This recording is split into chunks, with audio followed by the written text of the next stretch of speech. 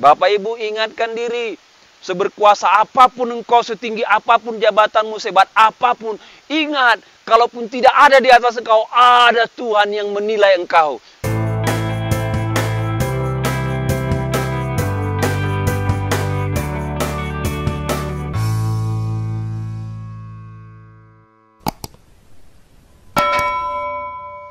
Shalom saudara, kita berjumpa kembali mendengarkan firman Tuhan. Saat ini saya akan berikan judul, Tidak Bisa Hidup Tanpa Tuhan. Itu judulnya. Sekali lagi, judulnya adalah Tidak Bisa Hidup Tanpa Tuhan.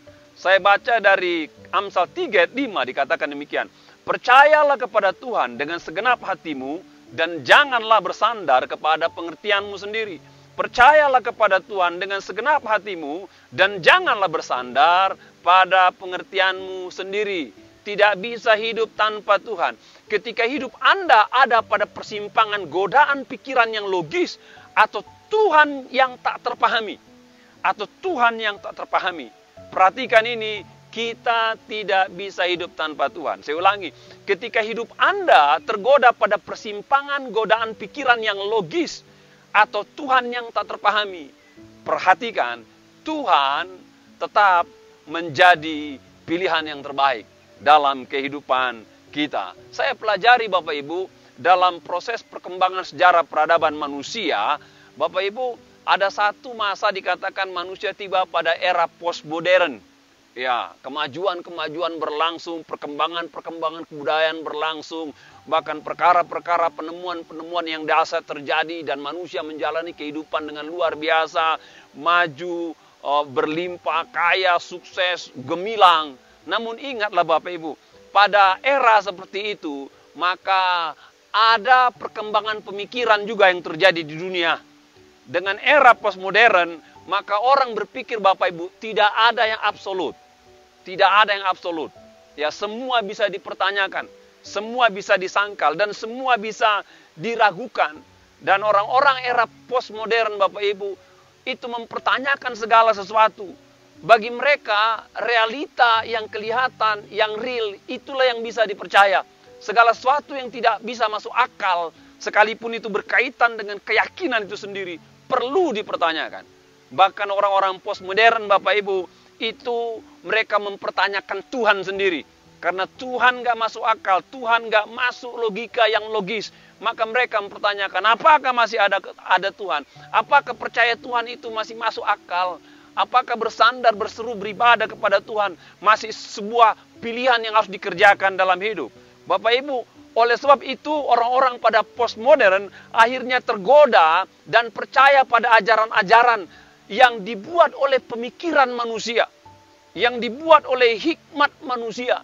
Dan kadang-kadang ajaran itu memang logis, masuk akal, dan itu sepertinya bertentangan dengan ajaran firman Tuhan, ajaran kebenaran firman Tuhan. Dan orang memilih untuk mengikuti apa yang diajarkan oleh dunia, oleh hikmat dunia, dan meninggalkan apa yang diajarkan oleh firman Tuhan. Bapak Ibu, Alkitab mengisahkan di atas bahwa keberadaan Tuhan itu di atas jangkauan pikiran manusia. Perhatikanlah, bahwa Alkitab mengajarkan bahwa Tuhan itu di atas jangkauan pikiran manusia. Makanya untuk memahami Tuhan dikatakan, engkau harus memajukan imanmu, memajukan hatimu, percayalah kepada Tuhan. Lebih daripada pengertianmu sendiri. Bapak Ibu, dewasa ini bahkan ada hal-hal yang ironi buat saya di dalam kekristenan sendiri. Ketika orang telah belajar Alkitab, belajar teologi, belajar filsafat, dan mereka mempertanyakan segala sesuatu. Banyak orang mempertanyakan mengenai penciptaan, banyak orang mempertanyakan mengenai mujizat, banyak orang mempertanyakan mengenai neraka, banyak orang mempertanyakan mengenai surga, bahkan banyak orang mempertanyakan mengenai Allah itu sendiri. Dan mereka merasa bahwa pelajaran-pelajaran pengetahuan yang mereka gali dari tempat-tempat yang baik, dari tempat-tempat yang ternama. Namun sayang Bapak Ibu, mereka mulai ragu akan Tuhan. Alkitab katakan Bapak Ibu, kalau kita tergoda pada pikiran logis kita, percayalah lewat firman Tuhan, Anda tidak bisa hidup dengan hanya mengandalkan pikiranmu. Kita hanya bisa hidup dengan cara mempercayai Tuhan, mengatasi pemikiran logis kita. Jadi Bapak Ibu, kita tidak bisa hidup tanpa Tuhan. Bapak Ibu, kalaupun engkau telah belajar banyak, menimba ilmu banyak, perhatikan godaan pikiranmu. Kalau godaan pikiranmu itu sudah meragukan Tuhan yang tak terpahami, saya mau ingatkan, Anda tak bisa hidup tanpa Tuhan. Anda tidak bisa hidup dengan jalan pikiranmu. Engkau hanya bisa hidup kalau engkau tetap percaya pada Tuhan. Setinggi apapun pengetahuan yang engkau miliki, sebanyak apapun wawasan yang engkau miliki, tetaplah miliki iman percaya pada Tuhan. Hanya dengan demikian kita bisa hidup. Yang terakhir Bapak Ibu, saya ambil dari kitab Daniel 5, 26-28. Firman Tuhan katakan demikian. Dan inilah makna perkataan itu. Mene itu artinya masa pemerintahan Tuanku dihitung oleh Allah dan telah diakhiri. Tekel, Tuanku ditimbang dengan raca dan didapati terlalu ringan. Peres artinya kerajaan Tuanku dipecah dan diberikan kepada orang Media Persia. Yang ketiga, kita tidak bisa hidup tanpa Tuhan. Ketika hidup kita ada pada puncak kekuasaan, dan kita tergoda untuk tidak menghargai Tuhan atau tidak takut pada Tuhan. Ketahui Bapak Ibu, kita tidak bisa hidup tanpa Tuhan. Kita tidak bisa hidup tanpa Tuhan, meskipun kita telah memiliki kekuasaan yang luar biasa. Ini kisah Bapak Ibu, seorang raja bernama Belsazar. Belsazar itu anak daripada Raja Nebukadnezar. Ya. Yang satu kali begitu angkuh arogan, lalu Tuhan menjamah dia sehingga dia memiliki gangguan jiwa. Dan dia akhirnya dibuang ke hutan. Dan dia dikatakan seperti lembu, kukunya seperti Raja Wali, rambutnya panjang seperti lembu. Akhirnya dia mengakui Tuhan. Dan ketika dia mengakui Tuhan Bapak Ibu, baru akal budinya kembali. Dan dia kembali jadi raja. Namun dikatakan dia punya anak bernama Belsazar. Satu kali sang raja ini merasa dia begitu berkuasa, begitu besar. Dan ketika dia mengadakan pesta dengan ribuan pegawai istananya, dia meminta kepada pegawainya mengambil semua perabotan daripada perabotan bait Allah yang mereka ambil dari Yerusalem. Semua dibawa yang dari emas, dipakai untuk jamuan minum anggur. Dan mereka berpesta pora di dalam kemabukan. Dan mereka berbuat itu untuk menyenangkan diri. Dan mereka menyembah ilah-ilah lain. Dan pada saat itu Bapak Ibu, maka raja dikejutkan dengan sebuah jari tangan yang menuliskan sebuah tulisan yang tidak bisa dipahami oleh siapapun kecuali Daniel. Dan ketika Daniel menerjemahkan daripada arti tulisan itu, maka Daniel katakan bahwa ada Tuhan di surga yang lebih berkuasa kepada siapapun yang berkuasa di muka bumi.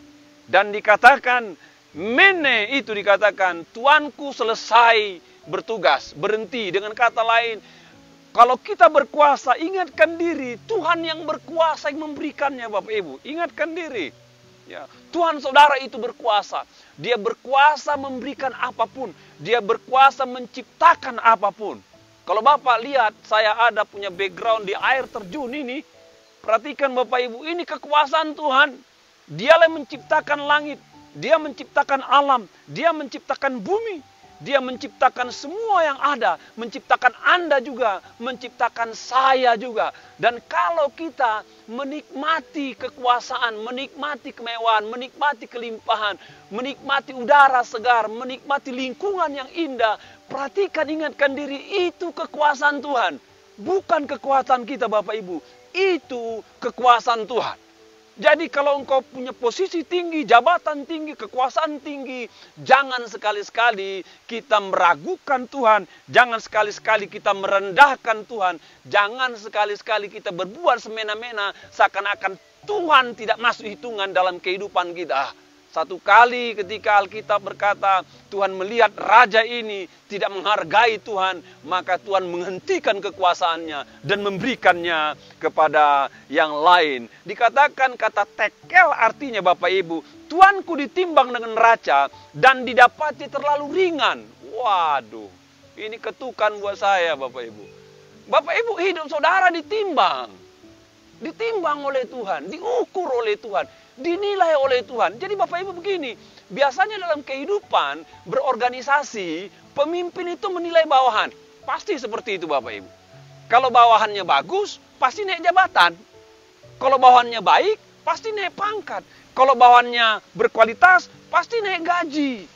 Pasti naik promosi Bapak Ibu. Dan ingatlah, kalau dia sudah di atas, dia owner, dia merasa diri bahwa nggak ada di atas dia yang menilai dia. Dan itu dialami Raja Belsazar. Dia pikir saya paling tinggi, nggak ada yang berkuasa atas saya. Jadi nggak ada yang menilai saya. Makanya dia semena-mena dan tidak menghargai Tuhan. Namun Alkitab katakan, Tuhan menakar Belsazar. Dan ketika ditakar, diukur, dinilai oleh Tuhan, terlalu ringan hidupnya. Makanya Tuhan singkirkan dia. Bapak Ibu ingatkan diri. Seberkuasa apapun engkau, setinggi apapun jabatanmu, sebat apapun. Ingat, kalaupun tidak ada di atas engkau, ada Tuhan yang menilai engkau. Jangan karena sikap kita yang begitu arogan, Tuhan timbang kita terlalu ringan. Dan dia pergikan kita, lalukan kita dari alam semesta yang diciptakan oleh Tuhan. Dari bumi yang diciptakan oleh Tuhan. Dari segala sesuatu yang diciptakan Tuhan. Yang ada pada kita, itu Tuhan yang buat. Dikatakan Peres, dikatakan kerajaan Tuhanku dipecahkan dan diberikan kepada orang lain. Jadi Bapak Ibu, ketika engkau berkuasa, kekuasaanmu terbatas. Ya, ketika engkau memimpin, kepemimpinanmu terbatas. Ketika engkau memiliki segala sesuatu terbatas. Kalau kita terlalu jumawa atas apa yang kita miliki, apa yang kita punyai, terlalu mengatakan bahwa nggak ada yang bisa atur saya lagi, nggak ada yang bisa ganggu saya dengan posisi, dengan kekuasaan, dengan jabatan, kekayaan. Tunggu dulu Bapak Ibu, ada Tuhan di atas yang lebih berkuasa, Sang pemilik kehidupan, yang bisa mempercayakan apa yang telah dipercayakan kepadamu, kepada orang lain. Bapak Ibu, ingatkan, ketika engkau tergoda berada pada puncak-puncak kekuasaan hidup, dan engkau tergoda untuk tidak menghargai Tuhan, ingatkan diri, kita tidak bisa hidup tanpa Tuhan. Kiranya Tuhan berkati saudara. Amin.